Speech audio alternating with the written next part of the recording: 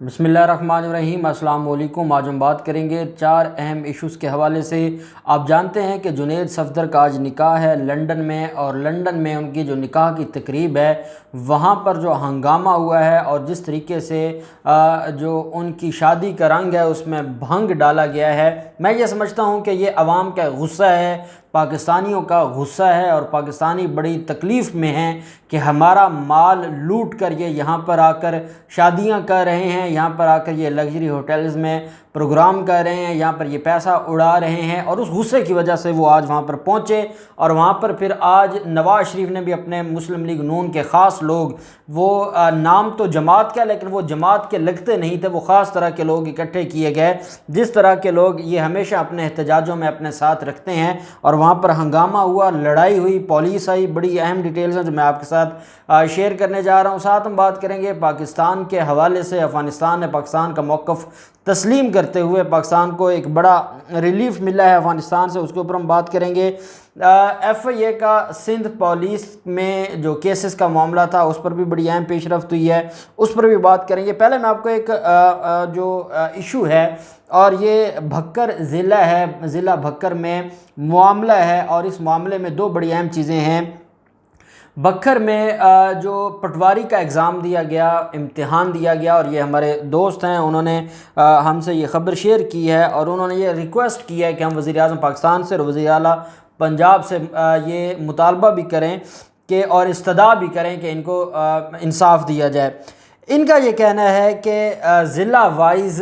जब इसको जो टेस्ट था पटवारी का,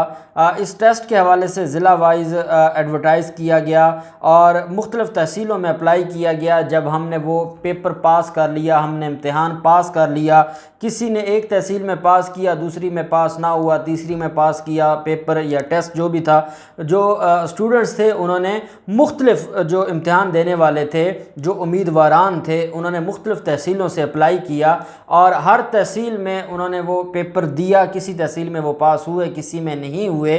उनका ये कहना है कि जब ये इश्तिहार दिया गया था, जब एडवर्टाइज़ की गई थी ये जो पोस्ट है पटवारी की, तब ये कहा गया था कि ये ज़िला वाइज है, और डोमिसाइल भी ज़िला वाइज मांगा गया था, तहसील का जिक्र नहीं था। अब जब हमने एक तहसील से पास नहीं हुए, दूसरी तहसील से पास हुए हैं, और वहाँ मेरिट के ऊपर आते हैं, तो हमें हमारा हक दिया जाए। इंटरव्यू में भी हम पास हो गए, मेरिट पर भी पूरा उतरते हैं, लेकिन इस वजह से हमारा हक छीनना कि आप इस तहसील के नहीं, उस तहसील के हैं, उस तहसील के नहीं, उस तहसील के हैं, ये हमारा इस्तेहसाल हो रहा है और हमारे साथ ज़्यादती हो रही है। हमने मेहनत की है, मेहनत करके पेपर दिए हैं, जो रिक्वायरमेंट्स थी वो हमने पूरी की हैं, लेकिन यहाँ पर सिर्फ़ और सिर्फ on the basis of corruption सिर्फ़ और सिर्फ उन लोगों को रिलीफ दिया जा रहा है जो अपने लिए और अपने ख़ास लोगों को नवाजने के लिए बैठे हैं, और सियासी जो वहाँ पर भर्तियाँ हैं वो हुई हैं। और साथ उनका ये भी कहना है कि भक्कर से मुल्हिका ज़िला मियाँ वाली है, वहाँ पर तहसील वाइज सबको सीटें दी गई हैं। जो जिस तहसील में पास हुआ है, अगर वो मेरिट पर आता था तो उस ज़िला में, उस तहसील में उसको जो अपॉइंट किया गया है, लेकिन भक्कर में ये ज़्यादती की गई है। तो इस पर मैं वज़ीर आला उस्मान बुज़दार से ये ज़रूर गुजारिश करूँगा कि आप इस मामले को देखें, और जो गैर कानूनी काम हुआ है इसके ऊपर जो नौजवान हैं उनको रिलीफ दिया जाए, ताकि वो डिसार्ट ना हो। जो मेहनत करके आगे है मेरिट के ऊपर, वही कल इस मुल्क के लिए कोई फ़ायदा मंद साबित होगा। जो पैसे दे के भर्ती होंगे वो फिर पटवारी रहेंगे, और वो पटवारी वैसे रहेंगे जो आज तक हमारा पटवारी कल्चर चलता आया है। तो अब देखते हैं कि इस पर क्या मज़ीद पेशरफ्त होती है। फिर मामला आ जाता है FIA का सिंध पुलिस को केसेस दिए गए थे, मनी लॉन्ड्रिंग के जो केसेस थे, जो कॉरपोरेट जो फ्रॉड है उसके केसेस थे, तो वो सारे के सारे FIA को दिए गए थे। 66 केसेस FIA को भेजे गए थे। FIA ने उसमें से 26 केसेस रख लिए हैं, बाकी केसेस वापस कर दिए हैं। FIA का ये कहना है कि ये जो 26 केसेस हैं ये हमसे रिलेटेड हैं, और उसमें बड़े अहम केसेस हैं। उसमें मनी लॉन्ड्रिंग के, स्मगलिंग के, टेरर फाइनेंसिंग के मुकदमात शामिल हैं। और जो FIA है उनका ये कहना है कि हम इन 26 केसेस पर काम करेंगे, और जो बाकी केसेस हैं 40 के करीब वो वापस कर दिए हैं سندھ پولیس کو، اور سندھ پولیس سے یہ کہا ہے کہ وہ ہمارے دائرہ اختیار میں نہیں آتے، اگر ہم ان کے اوپر تفتیش کریں گے کل عدالتوں میں اسی بنیاد پر ملزمان کو ریلیف مل جائے گا کہ یہ ہماری جورسڈکشن نہیں بنتی تھی اور ہم نے اس معاملے میں انٹرفیئر کیا، اس وجہ سے ہم اس معاملے میں انٹرفیئر نہیں کرتے۔ اور یہ میں نے آپ کے ساتھ شیئر کیا تھا کہ بڑے ہی اہم وہاں پر کیسز ہیں، اسمگلنگ کے معاملات ہیں کراچی میں، اور غیر ملکیوں کو جس طریقے سے شناختی کارڈ بانٹے گئے، پیسے لے کر شناختی کارڈ تقسیم کیے گئے،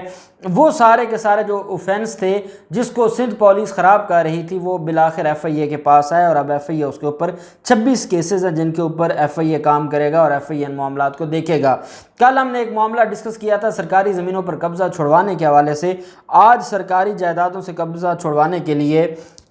پراپرٹیز مینجمنٹ اتھارٹی آرڈیننس جاری کر دیا صدر پاکستان نے۔ یہ جو آرڈیننس ہے 17 اگست کو مذکورہ آرڈیننس جاری کیا گیا تھا، آج اس کے اوپر دستخط کیے گئے ہیں صدر پاکستان کی طرف سے۔ جو بھی فیڈرل گورنمنٹ کی جو پراپرٹیز ہوں گی یا جو وفاقی حکومت کی جائیدادیں ہیں ان پر جو قبضہ ہے ان کا قبضہ چھڑوانا، ان کے مسائل، ان کو جو ٹرائبونل بنانا، ریکوری کرنا، جرمانے عائد کرنا، سزائیں دینا، یہ سارے کے ساری چیزیں اس کے اندر تفصیلاً لکھی گئی ہیں۔ اور جو میں نے آپ کو بتایا تھا کہ کھربوں روپے مالیت کی سرکاری زمینیں ہیں وفاق کی جو قبضہ مافیا نے قبضے میں رکھی ہوئی ہیں، اور قانون نہیں تھا اور اب قانون آ گیا ہے، اور اب انشاءاللہ آپ کو اگلے چند دنوں میں نظر آئے گا قبضہ مافیا کے خلاف بڑے پیمانے پر آپریشن شروع کر دیا گیا ہے اور بڑے پیمانے پر اب کارروائیاں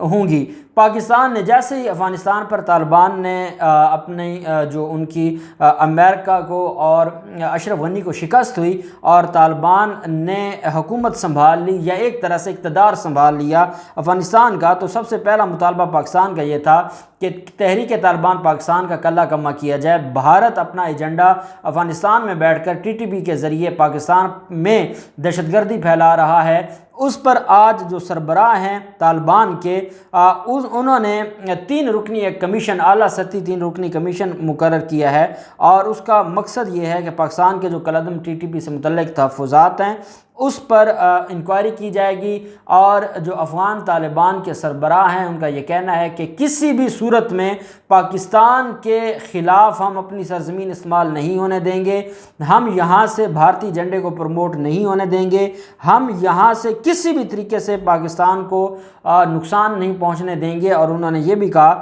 کہ ہم ان سارے کے سارے معاملات میں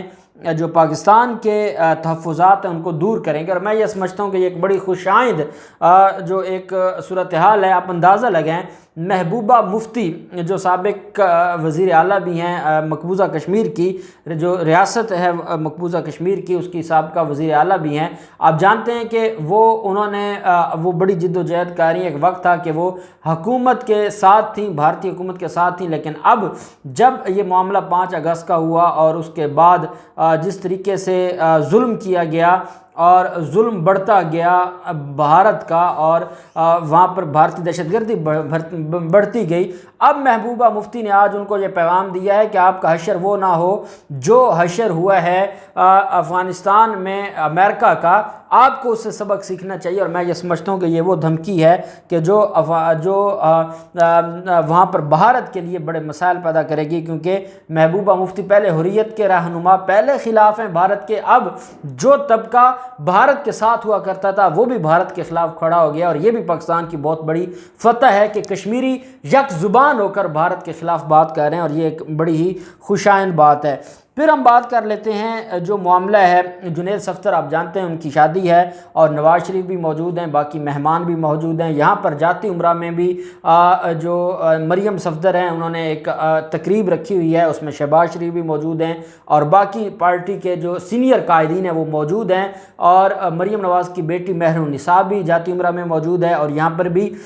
جو لائیو فنکشن چل رہا ہے شادی کا، نکاح کا، اور لنڈن میں بھی۔ اب لنڈن میں جو آپ جانتے ہیں کہ جو پاکستانی کمیونٹی ہے انہوں نے پہلے ہی اعلان کیا تھا، اناؤنس کیا تھا کہ ہم لندن میں جہاں پر تقریب ہوگی اس کے باہر پرامن احتجاج کریں گے۔ آج پاکستانی وہاں پر پرامن احتجاج کر رہے تھے، اور جو پاکستان کی کمیونٹی ہے وہ سمپل وہاں پر بڑے تعداد میں اکٹھے تھے، اور وہ بینرز اور پوسٹر اٹھا کر کھڑے تھے، اور وہ صرف ایک مطالبہ کر رہے تھے کہ یہ جو اندر شادی کی تقریب ہو رہی ہے، یہ جو مہنگا ہوٹل بک کروایا گیا ہے، وہاں پر یہ جو کھانے ہیں، وہاں پر جتنے بھی اخراجات آ رہے ہیں، یہ ان کے نہیں ہیں، یہ ہمارے ہیں، ہماری جائیدادیں، ہمارے ٹیکس کے پیسے، ہمارے جو ریاست کا خزانہ تھا اس کو بلیک منی کے ذریعے یہاں لندن میں انہوں نے منتقل کیا۔ آج یہاں یہ اربوں روپے کی شادیاں جو کر رہے ہیں، یہ صرف ہمارے حقوق پر ڈاکہ ڈال کے یہ یہاں پر عیاشی کر رہے ہیں، اور یہ میں سمجھتا ہوں کہ وہ ریپریزنٹ کر رہے تھے پاکستان کی غریب عوام کو، جن کا خون چوس کر یہ لوگ وہاں پر انہوں نے اپنے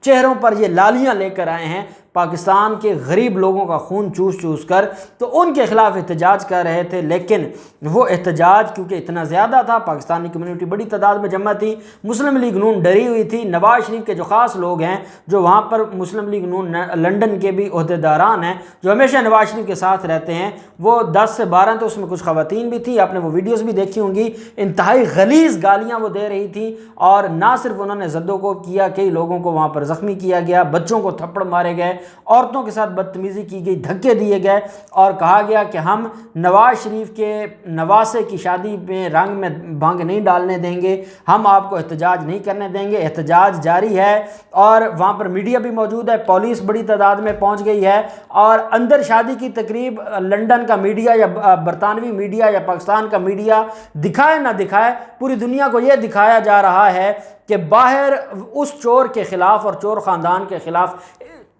احتجاج ہو رہا ہے، اور لوگ خلاف کھڑے ہو گئے، اور لوگ یہ کہہ رہے ہیں کہ نہیں، ہم ان کو نہیں چھوڑیں گے کیونکہ انہوں نے ملک کو لوٹ رہا ہے، پاکستان کو نقصان پہنچایا ہے۔ اب دیکھتے ہیں کہ یہ ہنگامہ کہاں تک جاتا ہے، پولیس کیا کرتی ہے، اور یہ جو شادی میں آج ان کو تاریخی ذلت اور رسوائی کا سامنا کرنا پڑا ہے، اس پر نون لیگ کا کیا ریاکشن آتا ہے، جو بھی تفصیلات ہوں گی آپ کے ساتھ شیئر کرتے رہیں گے۔ اللہ پاک پاکستان کا حامی و ناصر ہو۔ بہت شکریہ، اللہ حافظ، پاکستان زندہ باد۔